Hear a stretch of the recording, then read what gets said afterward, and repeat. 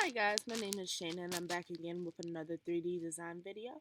So I wanted to just show you guys how to do selection, group in components, and also change colors in any of your designs that you wanted to create. To start off, I decided to go to the store on the 3D SketchUp and get a chess table where I can edit and show you guys how to do the selection method.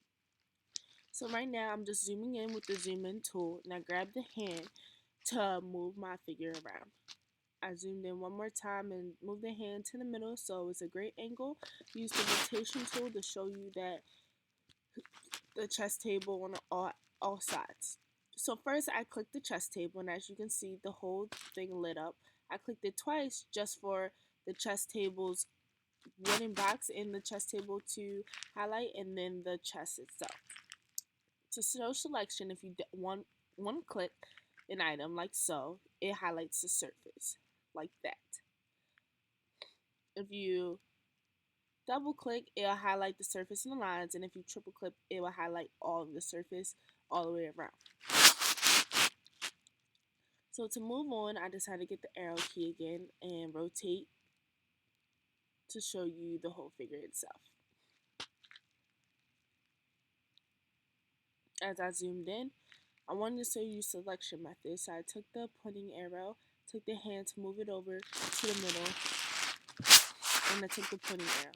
To start off, I decided to click Shift, which shows the plus arrow that is given. And when you click Option on the Mac or Command, it shows a plus and minus. So as you can see, I'm selecting all the chess figures that I want to select. Just the ones that I think I want to manipulate or just have selected. As I rotate it, you can see that. So just rotating some more just to show you.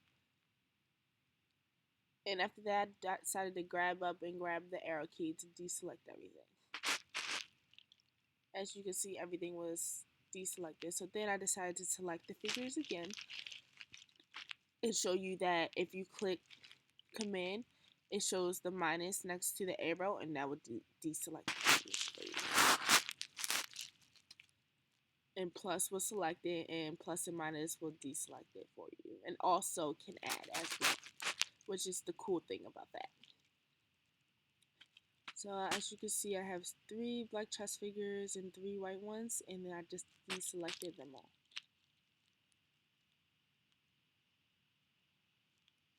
I then went up to the rotation tool again just to rotate one more good time.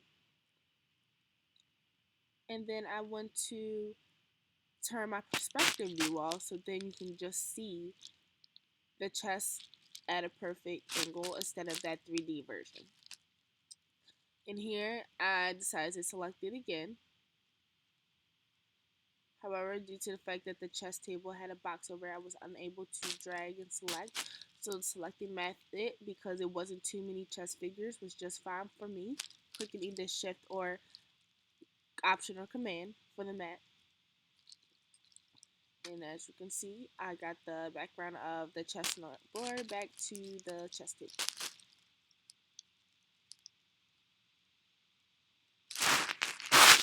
For the selection method is also other ways for you to select figures. You can use the drag method, which is also helpful if you're trying to do a bigger area of selection. But however, due to this example, I did not.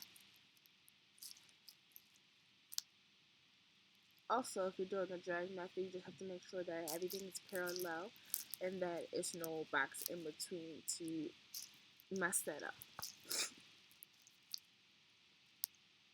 So right now I'm just zooming back out. I'm getting my arrow key to delete this whole figure. Right now I'm about to draw 2 squares. It doesn't matter the size, how tall, width, or anything. Just draw 2 squares. So I went back to close my group and components because I think that was still on. So I went up there to change that and I decided just to start over new. So I deleted the original box that comes with the new menu. One more time. There we go. So then I grab the squares. Any size is fine. And for SketchUp, it is key to know that when you put two figures together, collapse them together, they stick together. And for this method, I use the little arrow key, which I can drag the points from one figure to another, and that connects it. As you can see, that's the middle of the square.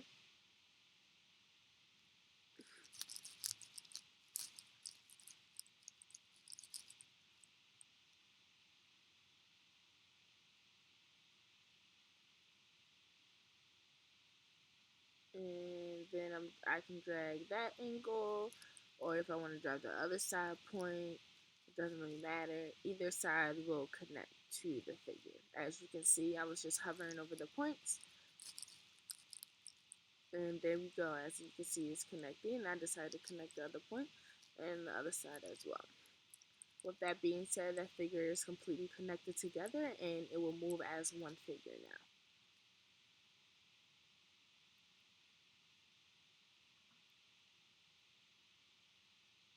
And so I'm just using a rotation tool to show you that is completely connected. It will not move as separate figures. It will move all together.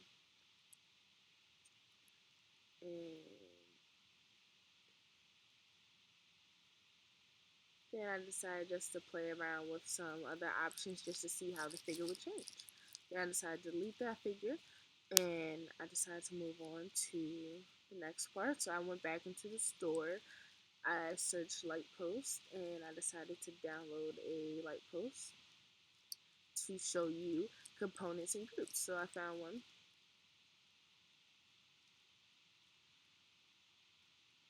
So I had to place that down, and then I had to use the zoom out tool just to zoom out so you guys can see it fully.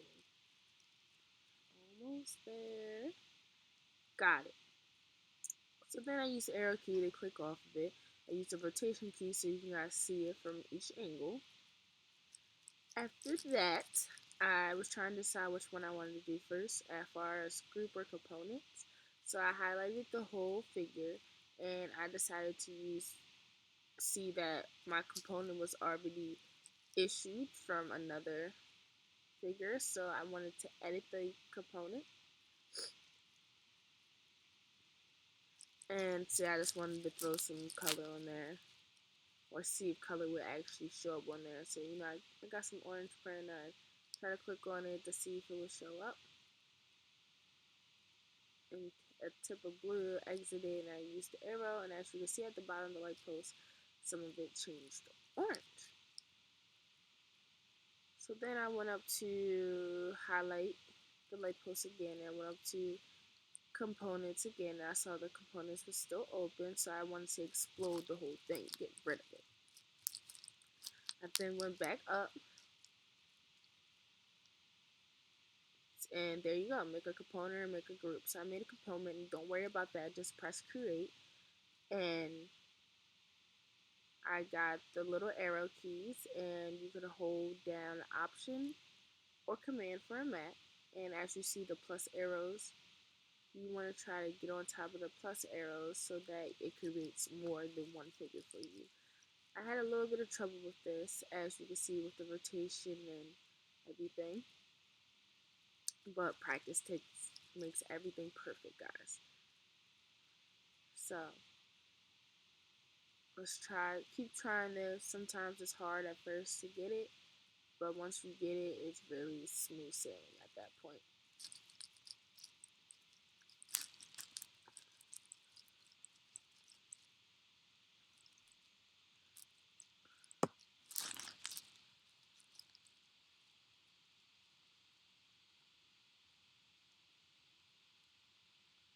So right now I'm just trying to figure that all out. It took a while just because it just kept rotating for me, and with following directions of what to click for the Mac, it was kind of hard to do that. So I kept having to try out new things.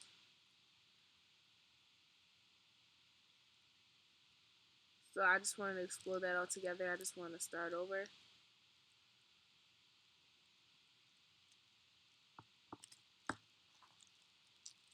So then I decided to make a group first.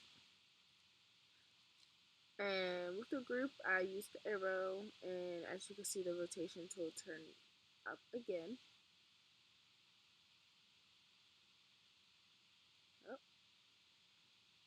there we go. Okay, I think we might have it for this one, guys.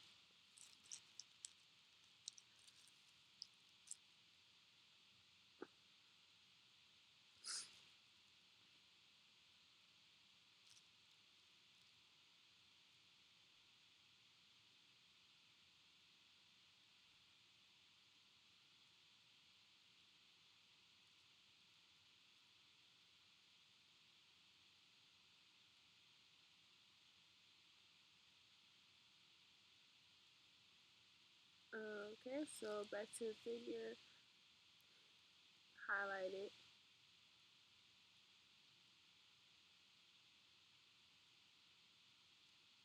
I think the problem was that I wasn't clicking on the plus arrow. So there we go.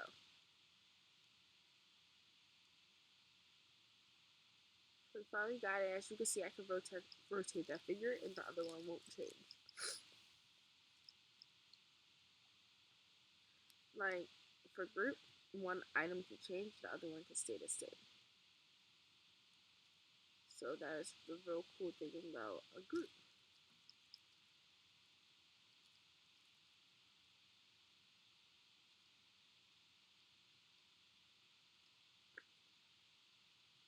So then I decided to click on the item, or click on both of them, go up to there and make a component now. So don't worry about the screen as I said before. So create, and there you go, you selected both of them and it became a component. Then grab the arrow key and there we go. See guys, practice makes perfect. So that I can drag the two items out together and see how they're identical. Like they are identical. However, that one was made. That's how the replica was also made. So that was pretty cool.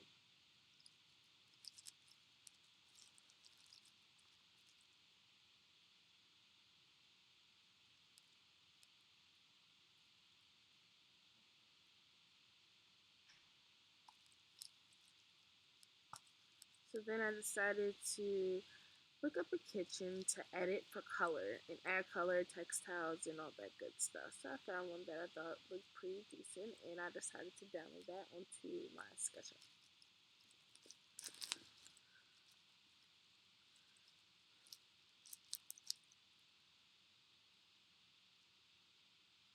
And I'm just trying to get lined up to the axis, and there you go. Let's click off of it and then zoom right out. So after that, I decided to use the rotation tool so you can see the inside of the kitchen, as so, and then zoom back in.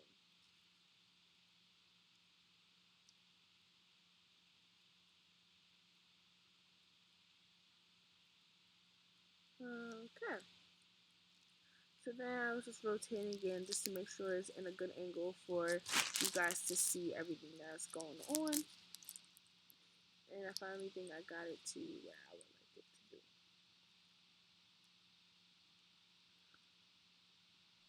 So then I went up to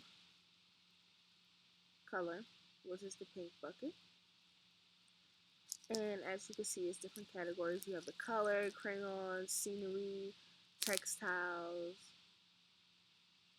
You basically have all these options for different colors.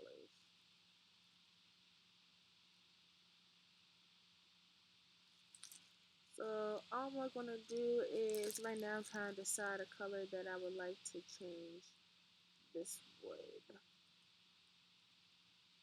So I decided I wanted to change those both to that pink color that I selected.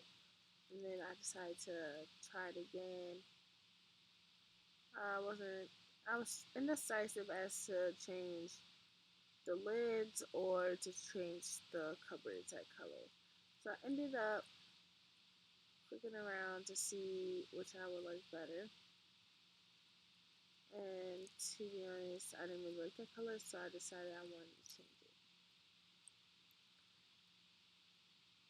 So I got this color instead, and we changed the lining of the sink, which I thought was really, really cool. And then I decided to get another pattern, and see, it changes the patterns, and I thought that was really cool of the sink to do. Even though that's an ugly pattern to have for a sink. So I ended up going to tiles, and I wanted to see what different tiles they had. They had this really nice granite, and I changed the sink to that color as well. Oops. So let me get the arrow and deselect all of that. I then went to wood, because I wanted to see how the wood would look if I changed it. And as you can see, it changed the sink again because of where I was clicking. And I ended up not liking this kitchen, so I wanted to try another kitchen. So as you can see, I was just playing around with this one, but I'm gonna go and to save all of this and create a new kitchen that I thought would look better for this.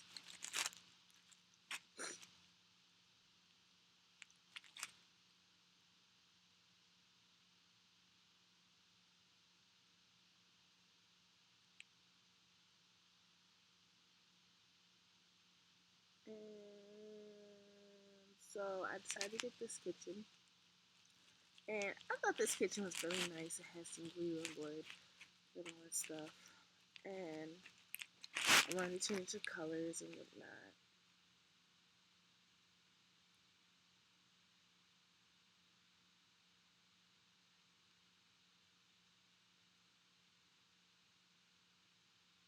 And I'm gonna go to the wood category. I got this little textile wood that I thought would be cool. As you can see, I changed the floor, I changed the top of the cabinet, changed that side, and changed the other wood. I thought that would look really, really decent. It looked really, really nice in my opinion. And then I just decided to have some more fun with the colors. As you can see, just going to different patterns, glass, carpet, spaces, granite, roofing, tile, stone, symmetric surfaces, water, all that crazy stuff. So I decided to get some asphalt and change the grandness of the table and whatnot. I thought that was pretty cool.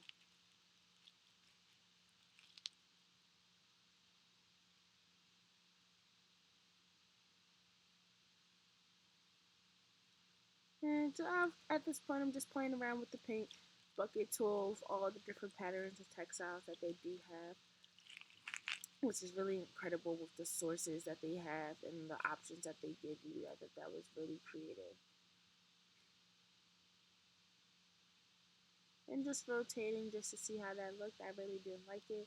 So I wanted to try some other colors as well.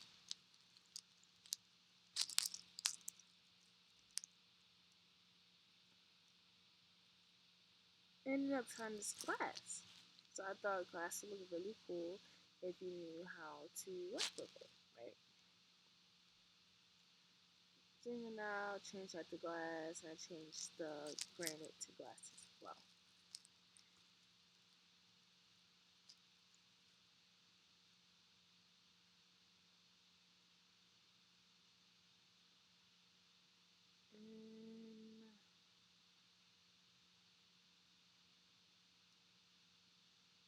And as you can see, I changed the opacity of the color, so then that made the glass actually see-through, which I thought was really, really unique. Really, really unique. So I'm going to click out of this, and I'm going to rotate so you guys can see how the glass is now see-through, like how glass should be. And I thought that was really cool, and that would add like a really nice touch to someone's house in the future. If you ever decided to do something like that, that was super cool. So I didn't really like that for my figure, though, even though I thought it was pretty cool. So I wanted to change it back to, a nice little sweet granite look. And I'm just zooming in, zooming out. And I'm pretty sure I decided to change the wood again, as you see, to this little green color. I thought it was really, really nice. So I changed that, and I thought that would be a nice look because I've never seen wood that color. And as you can see, oops, I did not mean to click that. Rotation wise, I filled in a lot of color than what it usually looks like, and I really liked how it turned out. So I ended up saving that, and I thought this 3D design concept was really unique. It was good to learn the selections and components and groups of a figure. So I hope you guys enjoyed, and see you next time. Thank you. Bye.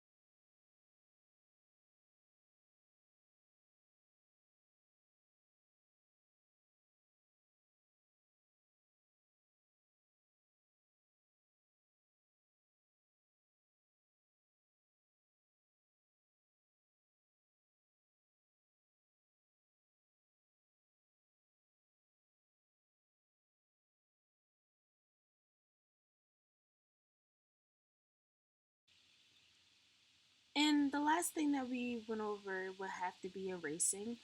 And for erasing, it's clearly simple, just using the eraser to delete any items that you don't like. So as you can see in the video, I started off with the eraser and started just dragging and deleting stuff that I just wanted to get rid of. And as you can see, I just started deleting everything. Swiping to your right, I pretty much is the easiest way to delete anything that you do not want in the scene. As you can see, I deleted everything has in cabinets, shelves, flooring, ceilings, all that stuff, and I decided to leave the stove just because. So I decided to rotate and zoom up to delete the roof, and that was it. So for erasing, you can erase lines, you can erase surfaces. If you hold down the option key, you can erase more than one thing at a time. Um, Erasing is probably my favorite tool because you never know when you're going to make up mistakes and everything, and it's so easy just to get it done. So I hope you guys like that, and